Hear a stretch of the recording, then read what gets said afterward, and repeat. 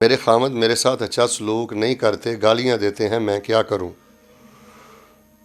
ویسے یہ بات ماننے میں تو نہیں آتی کہ اگر آپ خدمت گزار ہیں اور اگر آپ خامد کے غصے میں آ جانے کے بعد بھی اگر آپ خاموش رہتی ہیں اور ادب سے جواب دیتی ہیں، پھر بھی اگر وہ گالیاں دیتے ہیں تو وہ تو بڑے جانور قسم کے شوہر ہیں، بہت درندہ صفت انسان ہے۔ ایسے لوگوں کو اللہ سے ڈر جانا چاہیے، کیونکہ نکاح میں اللہ تعالیٰ ضامن ہوتا ہے، کوئی کسی کو بیٹی نہیں دیتا، جو کسی کو بیٹی دیتا ہے وہ اللہ کے نام پر ہی دیتا ہے۔ لہٰذا اگر تو کوئی ناحق گالیاں دیتا ہے تو اس کی دنیا بھی برباد ہے، اور یقین کریں جی اس کی آخرت بھی برباد ہے۔ یہ داڑھی ٹوپی کوئی کام نہیں آئے گی اگر آپ اپنی بیوی پہ ظلم کرتے ہیں اور اس کو کمزور سمجھ کے گالیاں دیتے ہیں۔ لیکن اگر بیوی بھی بد زبان ہے یا وہ کوئی ضرورت سے زیادہ نافرمان ہے یا معاملات اور خدمت میں کوتاہی کرتی ہے، تو پھر اگر خامد غصے میں آ جاتا ہے تو اس کا سبب بیوی بنتی ہے۔ ایسے معاملے میں پھر ہم 100% خامد کو قصوروار نہیں ٹھہرا سکتے۔ تو آپ کو جی ایسا موقع نہیں دینا چاہیے۔ ویسے میں مشورہ یہ دوں گا کہ اگر خامد کا حسن سلوک نہیں ہے، وہ گالیاں دیتے ہیں یا کوئی بے رخی کرتے ہیں نا، تو ایک تو آپ ذرا نا خاموشی اختیار کریں، خدمت پہلے سے زیادہ کریں اور قرآن شریف حفظ کرنا شروع کر دیں۔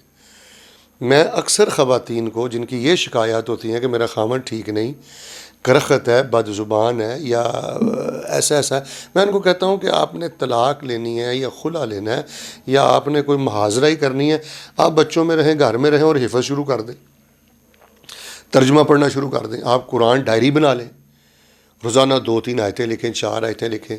ایسے درجنوں گھر میرے سامنے ہیں کہ ان خواتین نے عمل کیا ہے، آج ان کا گھر جنت ہے۔ اپنے بچوں کو لے کے بیٹھ جائیں، 2 آیتیں قرآن ان کو حفظ کرائیں، 2 آیتیں خود حفظ کریں، 2 کا ترجمہ لکھیں، 2 کی تفسیر پڑھ لیں۔ جب آپ نے بھی ہر وقت دور بینے لگا کر خامد کی کوتاہیوں پر ہی نظر رکھنی ہے تو پھر ایسے گھر آباد نہیں ہوتے۔ تو بہر صورت جیسے قرآن پڑھنے پڑھانے والے بہترین لوگ ہیں نا جی، جیسے آپ درس سن رہے ہیں، پروگرام سن رہے ہیں، اسی طرح میرے بھائیوں اپنی بیوی کے ساتھ حسن سلوک کرنے والے لوگ بھی کائنات کے بہترین لوگ ہیں۔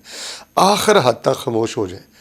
جس کے ساتھ آپ نے راتیں گزاری ہیں، دن گزارے ہیں، جس کے ساتھ آپ نے کھایا پیا ہے، اگر کوئی ناچاکی نا اتفاقی بھی ہو جائے اور دوسرا فریق زیادتی کی آخری حد تک بھی پہنچ جائے تو آپ کم از کم سرنڈر کر جائیں، خاموش ہو جائیں، اللہ انشاءاللہ بڑی برکت دے گا۔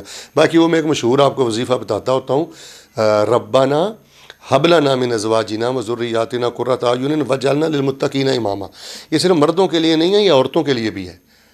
اللہ تبارک و تعالیٰ آپ کو خوشیاں نصیب فرمائے جی، بہت شکریہ۔